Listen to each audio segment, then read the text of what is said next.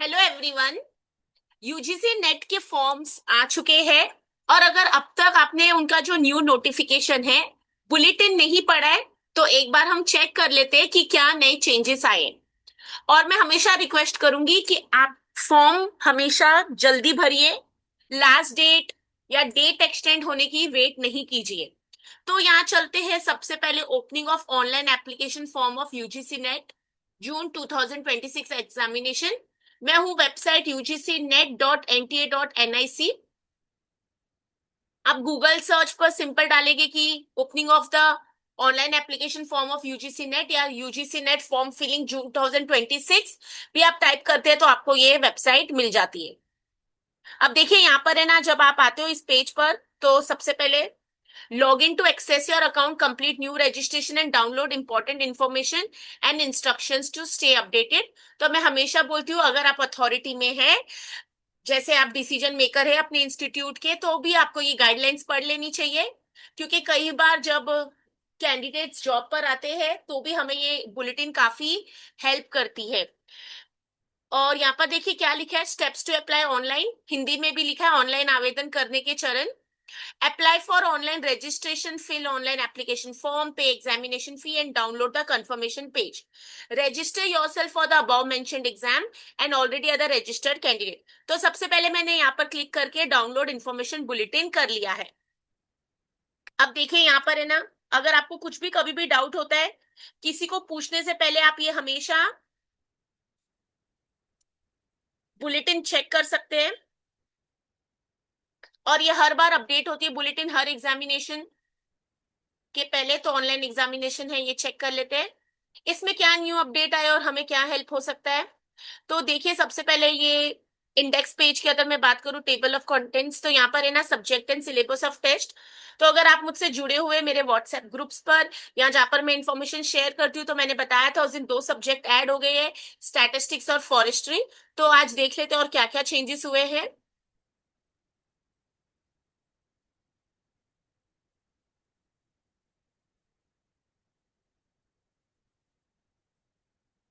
ये देखिए इसमें एनेक्शर्स में ये भी बताया होता है certificate for person with specified disability covered under definition. तो ये आप चेक कर सकते हैं, स्क्रैप की रिक्वायरमेंट है तो भी यहाँ पर सब इंफॉर्मेशन दी होती है।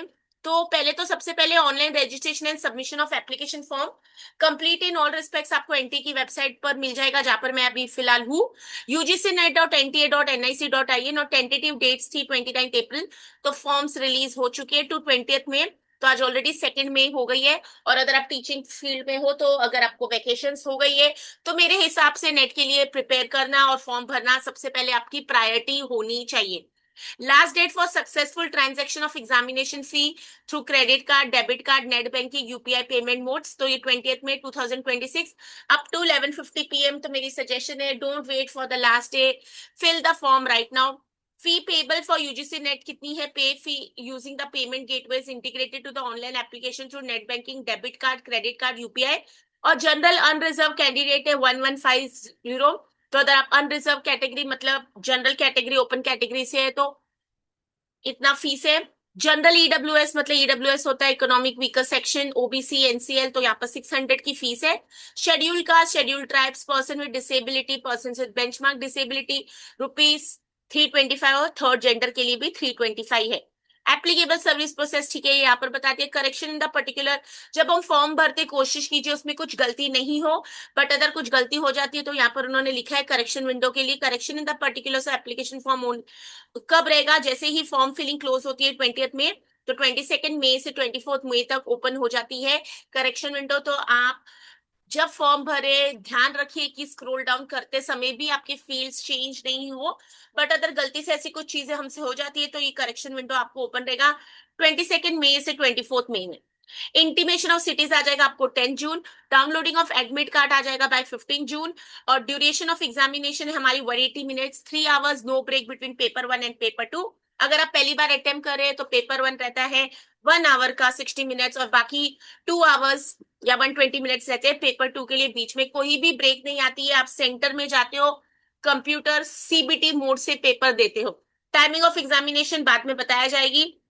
Display of recorded response, answer keys भी बाद में बताया जाएगा। Declaration of result on NTA website to be intimated, ये भी अक्सर 45 डेज के अंदर रिजल्ट आ ही जाता है जब लास्ट एग्जाम खत्म होता है और वेबसाइट इन्होंने दे दी है।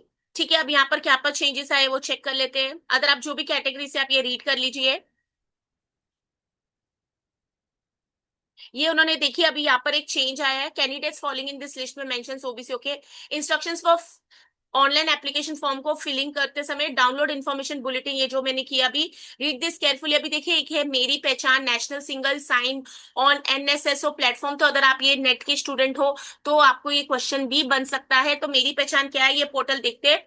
The ministry of electronics and information technology, Ministry of Electronics and Information Technology, Government of India has developed a national single sign-on NSSO platform titled मेरी पहचान in collaboration with the National Informatics Center, Center for Development of Advanced Computing and National E-Governance Division। ठीक है, इन्होंने यहाँ पर क्या बनाया ये प्लेटफॉर्म, और ये पढ़ते समय भी मुझे बहुत खुशी हो रही है। एक टाइम पर मैं centre for development of advance computing के साथ जुड़ी हुई थी। मेरा पहला जॉब जब मैं टीचिंग में नहीं थी तो मैं यहाँ पर काम करती थी। मैं मुंबई में रहती हूँ तो इनका ऑफिस मेरे घर के नीचे ही है। अभी भी मेरे घर के नीचे ही है, मतलब मैं वहीं रहती हूँ। तो ये centre for development of advance computing central government organisation है, ministry of electronics and IT technology. But मैं वहां पर कॉन्ट्रेक्चुअल पोस्ट पर थी, तो मैंने एक टाइम पर रिजाइन कर दिया था ताकि मैं टीचिंग में आ सकूं। और अब मुझे कोई रिग्रेट नहीं है कि मैं टीचिंग में हूँ, but yes, centre for development of advance computing के साथ काम करके एक बहुत ही, आज मुझे जैसे ये पढ़ रही हूँ तो बहुत ही अच्छा लग रहा है। और आई एम वेरी प्राउड कि मैंने ऐसे ऑर्गेनाइजेशन के साथ काम किया था जो आज इतने सारे टेक्नोलॉजिकल एडवांसमेंट्स और डेवलपमेंट्स अपने नेशन के लिए कर रहे हैं। और अगर आपको याद हो, परम कंप्यूटर सबसे पहले centre for development of advance computing Pune वालों ने ही बनाया था। और नेशनल ई गवर्नेंस डिवीजन, तो ठीक है, ये हमारे लिए कभी कभी नेट के क्वेश्चंस भी बन जाते हैं, इसलिए मैं बोलती हूँ कुछ पढ़ते हो तो ध्यान से पढ़िए। The platform was launched on 4th July 2022 to facilitate seamless access to multiple government services through a single set of login credentials। ठीक है, अब ये क्या बोल रही है, ये प्लेटफॉर्म क्यों बना था, 4 जुलाई को आया था। किसके लिए आया था, ये सीमलेस एक्सेस, मतलब कोई भी दिक्कत नहीं है, आप मल्टीपल गवर्नमेंट सर्विसेज को एक ही पोर्टल से कर सकते हैं। ठीक है, मेरी पहचान enables users to authenticate themselves once and securely access various integrated applications without the need for repeated signs। अब हम जितनी बार फॉर्म भरते हैं हमें बहुत बार डिटेल्स भरनी पड़ती है, तो शायद आप ये जब मेरी पहचान में अपना ऑथेंटिकेशन, मतलब हम एक बार अपने आप को रजिस्टर कर लेंगे, अपने डिटेल्स फिल कर देंगे, तो हम जितनी बार भी शायद फिर फॉर्म्स भरेंगे वो एक ही बार यहाँ पर सेव हो जाएगा और हर बार यूज कर सकते हैं। मैंने ये किया नहीं है क्योंकि अब तो मैं फॉर्म भर रही नहीं हूँ, बट आप ये एक बार चेक करके अगर आपका सक्सेसफुल हो जाता है, ये आपको समझ आ जाता है, तो मुझसे भी शेयर कीजिए। The platform integrates multiple identity providers such as Jan Parichay, DigiLocker and ePraman, thereby ensuring interoperability and a unified user experience।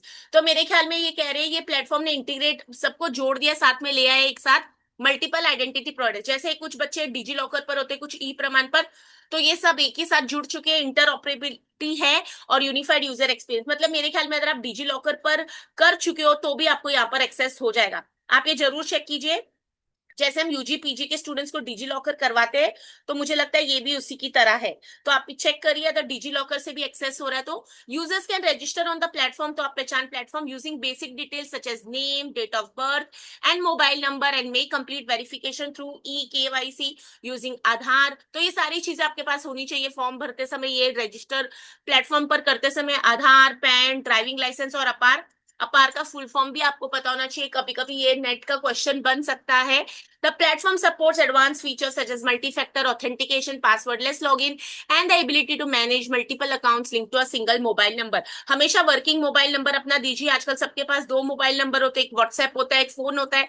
तो हमेशा याद रखिए जिस पर आपको कुछ मैसेजेस आ सके, रिचार्ज कराते हैं आप वहीं पर अपना लॉगिन कीजिए। The NSSO framework significantly reduces the burden of maintaining multiple credentials, enhances data security, and provides a standardized authentication mechanism for government services। ये उसके फीचर्स है। It also benefits service providers by reducing the cost and complexity of developing independent authentication system। मेरी पहचान thus serves as a secure, scalable and citizen-centric digital identity solutions, contributing the vision of digital India by improving ease of access to government to citizen services. आप इस पर research paper, research study भी कर सकते हैं। Application form registration has been enabled through the single sign on service Meri Pehchan of ministry of electronics and IT For convenience of the applicants, dates mentioned above are tentative and applicants will be informed in case there is any change due to the reason. ठीक है, follow the steps given. अब देखिए आप portal पर जाके check कर लीजिए form filling open हुआ है, फॉर्म भर पा रहे हैं और मेरी पहचान को आप डिजी लॉकर को वेरीफाई कर लीजिए. बाकी तो ये सब सेम है. कंफर्मेशन पेज आ जाता है, फिर हम सेव कर लेते हैं. बाद में हमें याद नहीं रहता हमने सेव किया, तो हमेशा अपने डाउनलोड्स फोल्डर या कहीं पर अपना डेस्कटॉप या ड्राइव पर सेव करके रखिए. आगे मैं देख लेती हूँ कुछ शेयर करने लायक है तो मैं आपको बता देती हूँ. एक बार गो थ्रू कर रही हूँ, आप बने रहिए मेरे वीडियो में. यहाँ पर इंट्रोडक्शन है, जो पहली बार प्रिपेयर कर रहा है उसको जरूर ये पढ़ लेनी चाहिए मुझे लगता है.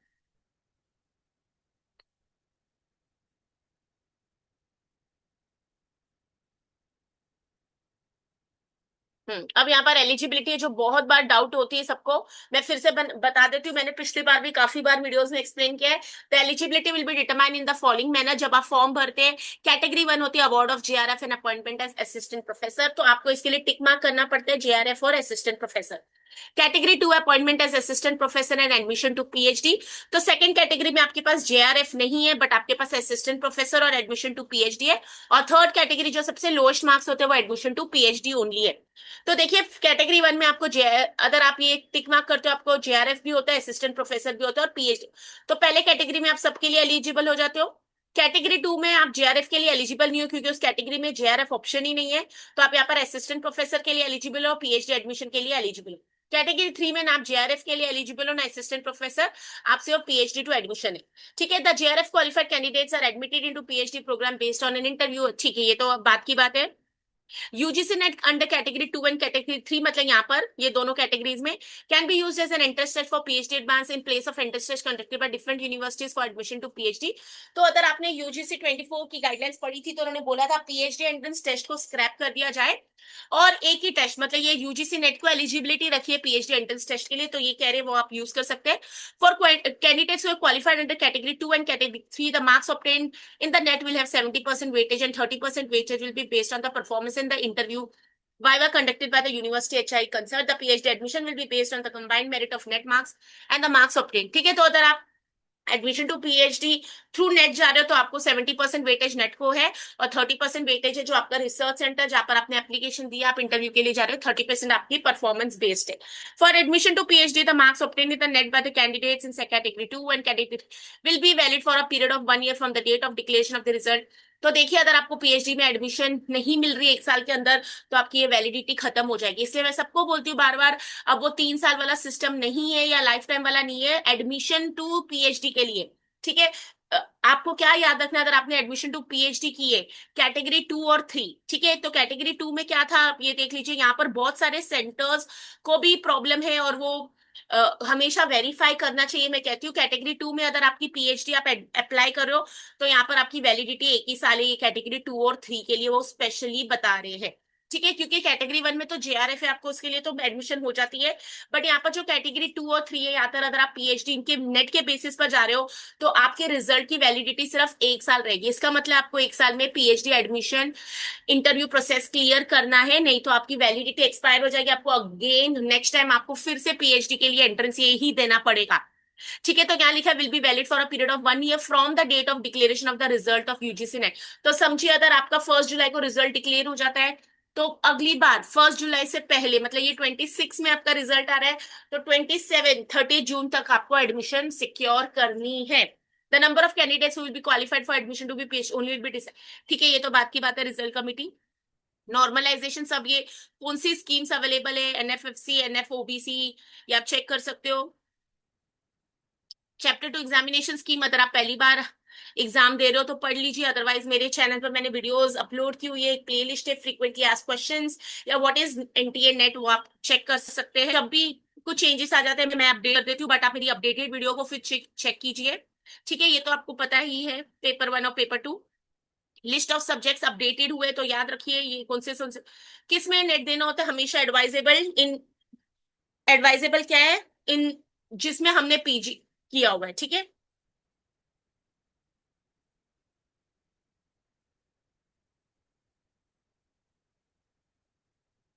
एलिजिबिलिटी एंड क्वालिफिकेशन, ये आप चेक कर सकते हैं कौन एलिजिबल है। देखिए, candidates who are pursuing the masters degree, जो बच्चे मास्टर्स डिग्री परस्यू कर रहे हैं और इक्विवेलेंट कोर्स या उसके इक्विवेलेंट, और candidates who have appeared for the qualifying master degree final year and whose result is still awaited, और candidate whose qualified examinations have been delayed may also apply for this test. अगर ये masters में हो, आपका result delay, आप apply कर सकते हो। However such candidates will be admitted provisionally. तो क्या होता है ना, जब आप एमकॉम पार्ट 1 के बेसिस पर सपोज आपने नेट को क्वालिफाई किया है, ठीक है, तो आपका प्रोविजनल रिजल्ट आता है, और जैसे आप मास्टर्स 2 करते हो तो आपको फाइनल एलिजिबिलिटी वाला मिल जाता है, ठीक है। थर्ड कैटेगरी कैंडिडेट्स के लिए भी बताया उन्होंने। ये पुराना वाला रूल है जो आप पढ़ सकते हो, मैं इसके ऊपर नहीं डिस्कस कर रही हूँ। ये बहुत क्लियर किया हुआ है, देखिए। Candidates are advise to appear in the subject of their post graduation only, ठीक है। जिसमें आपने पीजी किए तो उसी में आपको नेट करना चाहिए। The candidates whose post graduation subjects is not covered in the list of India attached में अपीयर इन। जिनका पीजी वाला सब्जेक्ट नहीं है लिस्ट में, जो यूजीसी नेट डिक्लेयर करके, तो ही आप रेलेवेंट में जाइए, नहीं तो जिसमें आपने पीजी उसी में आपको नेट क्वालिफाई करना है। और ये देखिए, 4 ईयर 8 ईयर सेमेस्टर वालों के लिए भी रूल आ गया है, तो आप ये चेक कर सकते हैं। The candidates having passed a 4 year 8 semester bachelor's degree program should have a minimum of 75% marks in aggregate और its equivalent grade। तो आप ये हमेशा चेक कीजिए, क्योंकि ये अभी पहला एनईपी बैच डिग्री वाले बच्चों का अभी यूजी कंप्लीट हुआ है। तो 4th year honours, 4th year का वो अगर करेंगे 7th और 8th सेमेस्टर, तो भी आपको ये चेक कर लेना चाहिए, ठीक है। तो ये सब गाइडलाइंस है। कभी आपको डाउट हुए तो आप यही चेक कीजिए किसी को पूछने से पहले। फॉरेन क्वालिफिकेशन,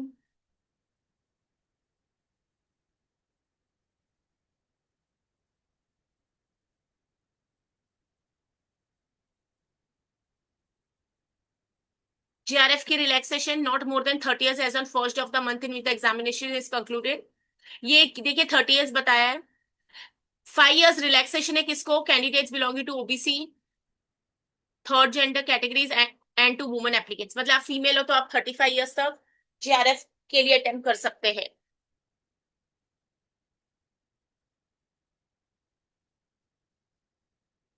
अपर एज लिमिट नहीं है असिस्टेंट प्रोफेसर के लिए, पीएचडी एडमिशन के लिए भी अपर एज लिमिट नहीं है।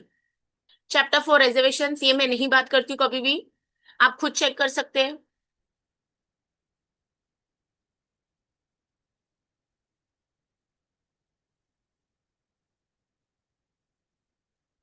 एडमिट कार्ड ये सब बात की बातें हैं। Documents to be conduct of the exam, ये आप चेक कर सकते हैं एग्जाम के पहले, एडमिट कार्ड पर लिखा आता है। की चैलेंजेस एंड रिजल्ट, ये मैं बाद में वीडियो बनाती हूँ हमेशा जब रिजल्ट डिक्लेयर होता है और नोटिफिकेशन आती है।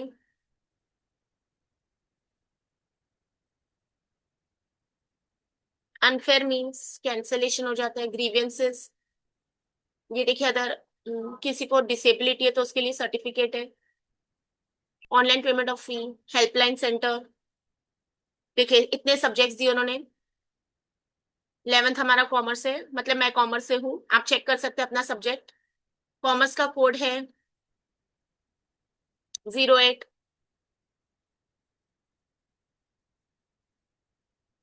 मेरी रिक्वेस्ट है, मेरी ये वीडियो पीएचडी गाइड्स और सेंटर्स भी चेक करें। और इस बार उन्होंने फॉरेस्ट और स्टैटिस्टिक्स ऐड किया है, तो 87 सब्जेक्ट्स में नेट कंडक्ट हो रहा है, और पेपर 1 सबके लिए कंपलसरी होता है। ये यूजीसी वालों के लिए, ये सीएसआईआर का नहीं है गाइडलाइंस। सीएसआईआर वाले मैथ्स और साइंस के कैंडिडेट्स रहते हैं। ये एग्जामिनेशन सेंटर्स कहाँ कहाँ होते हैं वो बताया है। List of subjects eight PG level and the course, ठीक है, ये भी उन्होंने बताया है। पोस्ट ग्रेजुएशन कोर्सेज के course, union territories, procedure for appearing in CBT, okay. और ये उन्होंने एक एक्सप्लेन किया परसेंटाइल कैसे निकाला जाता है।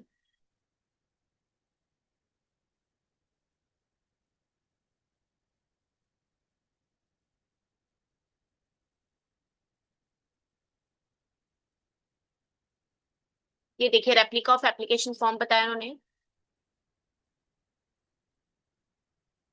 आप फॉर्म की detail, click here to proceed, digi locker.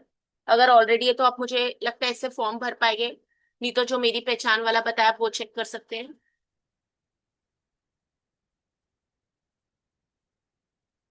ये एक डमी फॉर्म उन्होंने बताया है।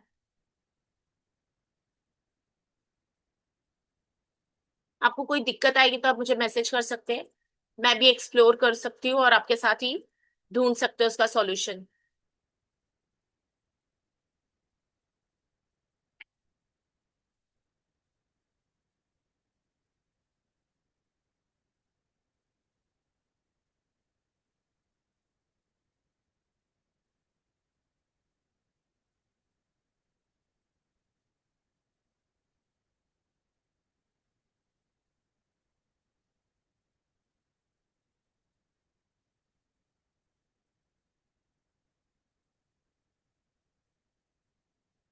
तो चलिए, अब मैं बस ये यहीं पर आपको इतना ही बताना था मुझे, तो आप चेक कर सकते हैं, फॉर्म भर लीजिए।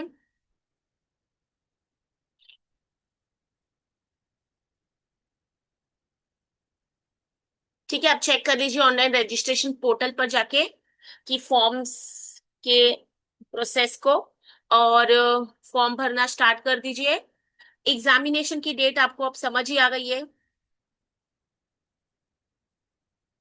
टेंटेटिव एग्जाम उन्होंने 22 जून को दिए, तो आज हम 2 मई पर है, तो ऑलमोस्ट आप गिन सकते हैं हमारे पास इस मंथ के, अगर मैं 28 दिन भी काउंट करूं या 29 डेज भी काउंट करूं, और फिर जून के अगर हम 21 दिन भी काउंट करते हैं, जिनकी प्रिपरेशन चल रही है, कोशिश कीजिए, रिवीजन कीजिए, प्रीवियस ईयर्स क्वेश्चंस को सॉल्व कीजिए, कॉन्सेप्ट्स क्लैरिटी रखिए।